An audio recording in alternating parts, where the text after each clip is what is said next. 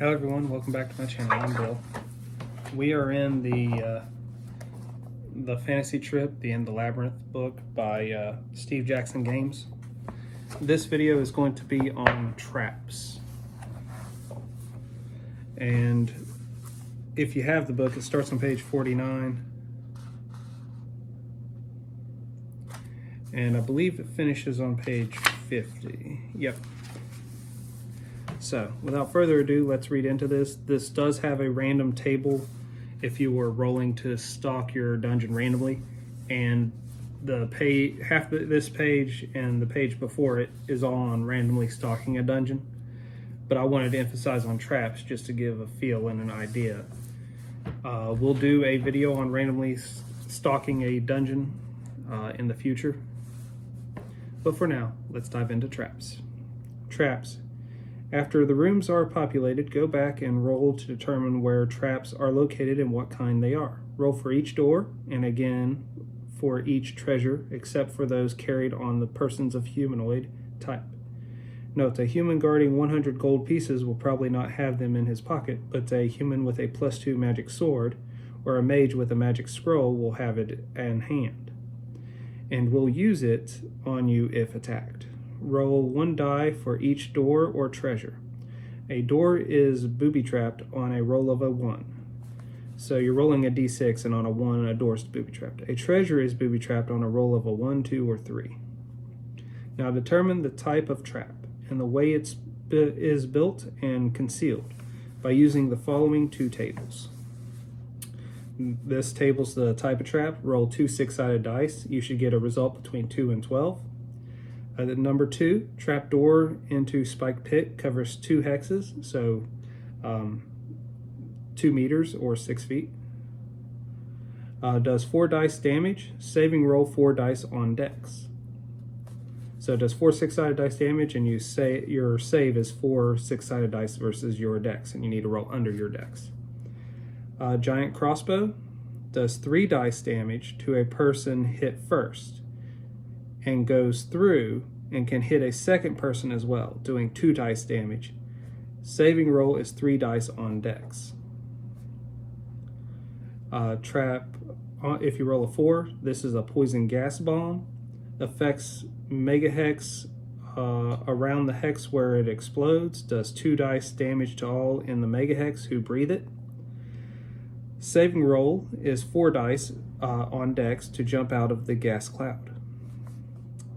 The next one, if you roll a 5, is a sleep gas bomb. Puts all who breathe it to sleep for 10 minutes. Otherwise, same effects like area and stuff as above. Number 6 is 3 arrows. All fire at once into different hexes. Each does 1 dice damage. Saving roll 3 dice on dex. 1 arrow does 1 die damage to person hit. Saving roll is 3 dice on dex. And that's number 7. Number 8, falling rocks affect 2 adjacent hexes. 2 dice damage to anyone hit. Saving roll on 3 dice on dex. 9, alarm. A loud bell will attract potential enemies from as far away as 13 megahexes. So that's like 39 meters. Or 39 yards. 10, poison needle in lock. 3 dice damage. Saving roll 4 dice on strength.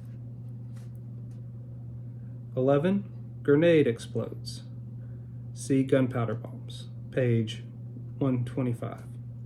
12, a petard explodes. And there was great lamentation. See gunpowder bombs. Page 125. A grenade does decent amount of damage. A petard does a lot of damage. Let's look it up just so you all have a reference.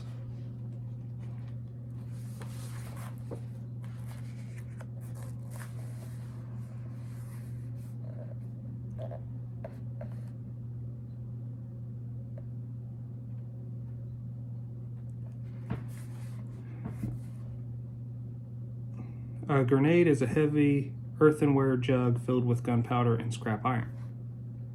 A grenade does 2 dice damage to every figure in the megahex where it explodes, and 1 dice damage to every figure in the adjacent megahex. It also does damage from concussion. Every figure within 4 megahexes must make a roll 3 dice against strength. If you miss the saving roll, you fall down. A petard is like a grenade but much bigger. It is mainly used for breaking down castle doors in a siege or for aerial bombardment.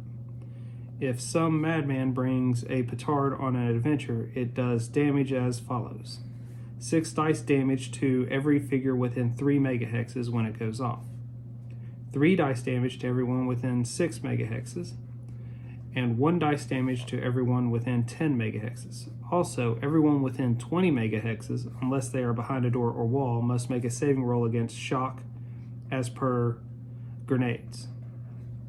And if the roof is not solid over the explosion point, the GM may decree that it falls in.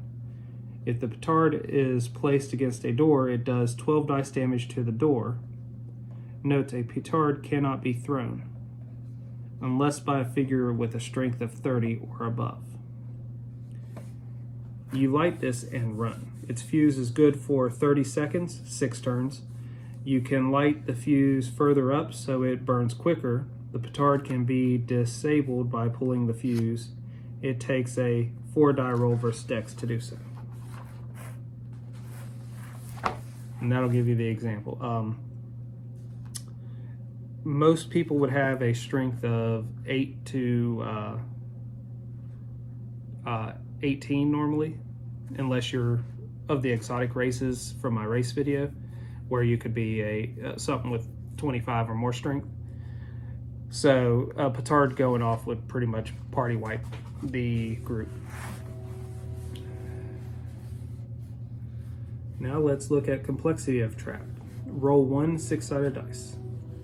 This table gives 2 things: the skill with which the trap is hidden, that is, the number of dice a character must roll against IQ to see it, and the difficulty of disarming the trap without setting it off, the number of dice that must be rolled against dex to disarm it. So, if you roll a 1 on the d6, it'd be 3 dice to see it, so 3 6-sided dice under their IQ to see it, and 3 6-sided dice under their dex to disarm it. On a 2, it's 4 and 4. On a 3, it'll be 5 and 3 to disarm it. So it's really hard to see, and it's normal difficulty to disarm it. On a 4, it'll be 4 dice to see and really hard to disarm, 5 dice to disarm it. On a 5, it'll be 5 dice to see and 5 dice to disarm it. On a 6, it'll be 4 dice to see, so difficult but not impossible to see, or not super hard to see, but it'll be a 6 to disarm it, so it'll be really hard to disarm.